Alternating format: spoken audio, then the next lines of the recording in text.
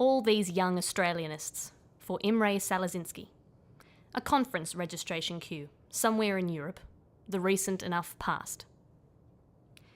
I am Janice Y. Wild, critic and poet, whilst he, my partner, is critic, essayist, novelist and naturally poet Ted Tucker. Euroconferencing doubtless gives one, though I'm sure you know it, mind enhancement, network enlargement and dollops of, let's just call it sucker. Indeed. Who was last year's silly girl? Bree Mumby? Simone Wigg? That allowed herself to be churned into gossip's hideous antimatter. Wouldn't wish to deny any child her trophy, jiggity-jig, but to leech onto Tristram Hayhoe, trans-Tasmanist and decades perpetual satyr. A throwback's throwback, beyond misogyny. And even if reports from the cot indicate he's actually quite good, with his pan-rules mindset and unending hey-ho progeny, I fear for such combinations as might assemble. Well, they could. Simone Mumby? Bree Wigg?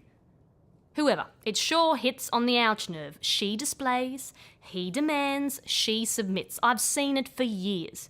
All these young Australianists out on their learning curve, returning home for what? Frequent flyer points and tears, backstabbed, bitten and burnt. Whilst all they're remotely good for, these here hey-hos, is the smoochy big ta-ta. My problem at the Mumby Wig time of my life?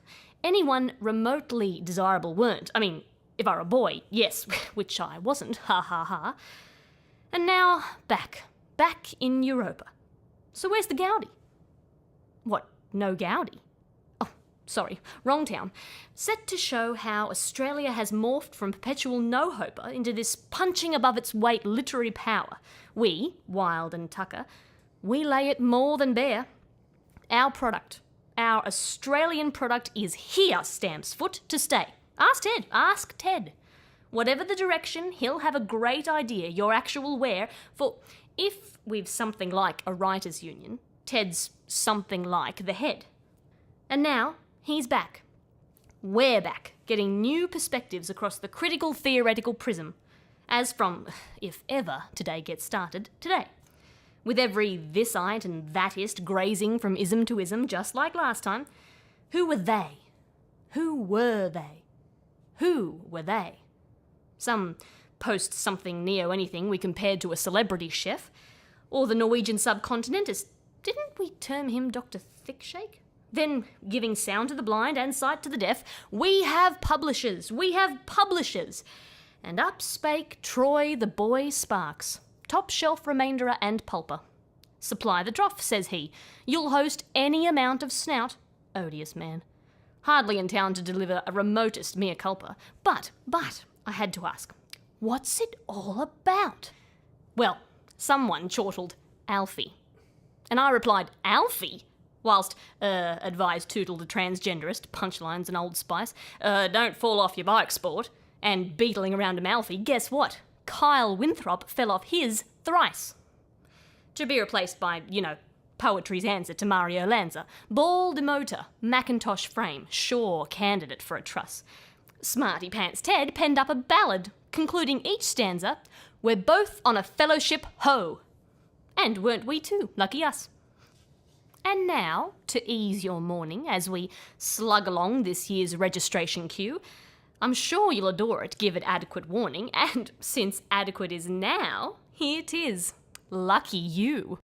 It's realised there's been a rumour, if not one we'd rather see scotched, when its import turns out quite a boomer, and once more our CVs get notched. With reference to Ted and to Janice, she playing bell to his bow, all fates have confirmed that their plan is, we're both on a fellowship, ho!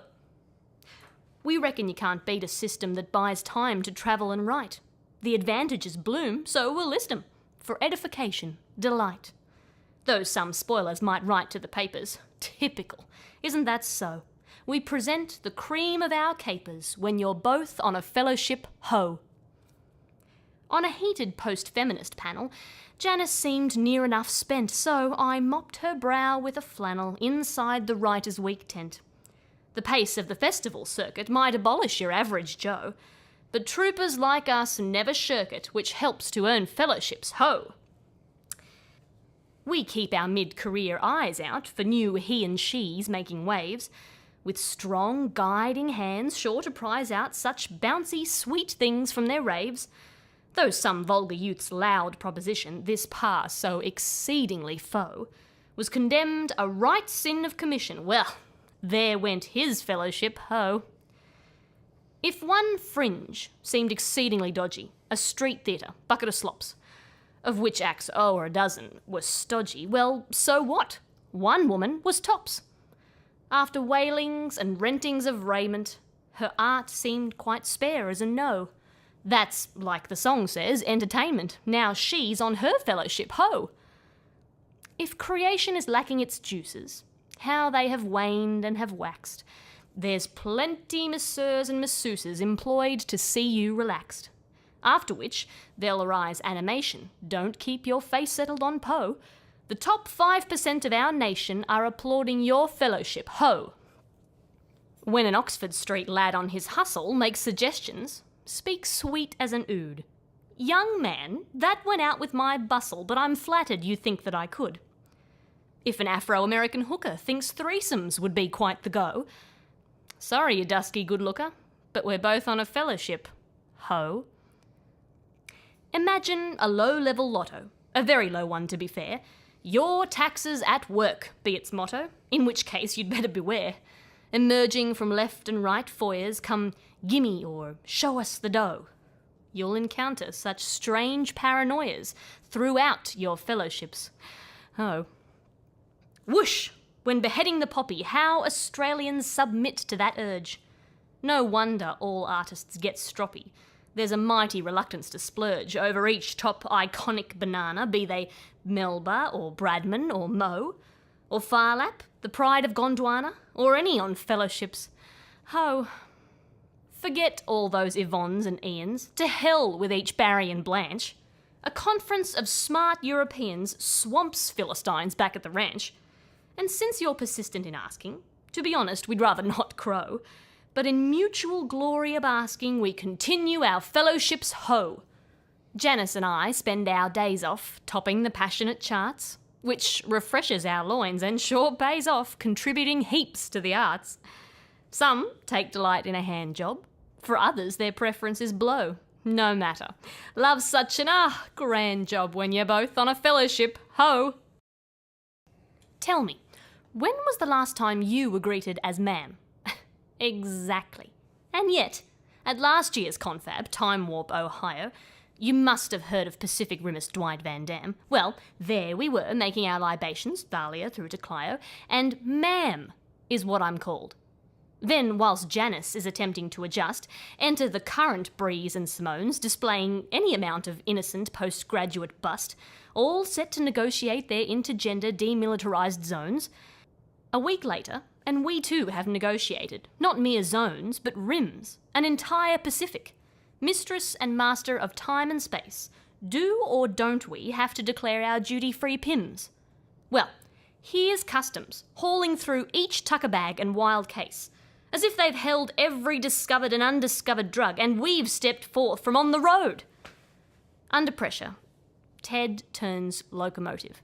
All he mumbles is chug-a-lug, chug-a-lug. So, Janice Imperius adopts her "what do you mean, sir" mode. To little use. Oh, I'm certain there'd been orders to slight us, someone in the Murdoch press who wasn't on his fellowship, ho. For the only reason they did it, the only reason, is because we are writers. Isn't that so, Ted? Isn't that so? Ted? Ted? Oh, he'll be off now, investigating all available arts and letters, still trying not to think of it.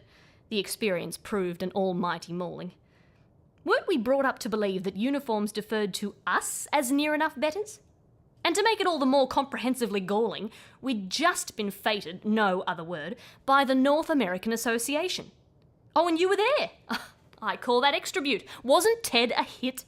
Though some days the medication does reinvent him into somewhat of a puffing billy toot-toot.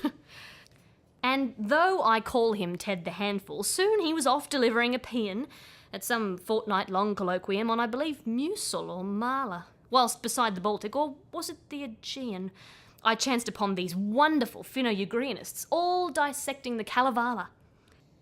And yes, sometimes I fear it's shuddering beyond control, this creative industries, that arts practice. And I do yearn to return to those days when all required was just loving the stuff.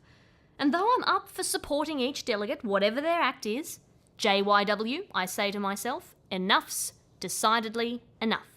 Haven't you last year's chums to tick off your checklist?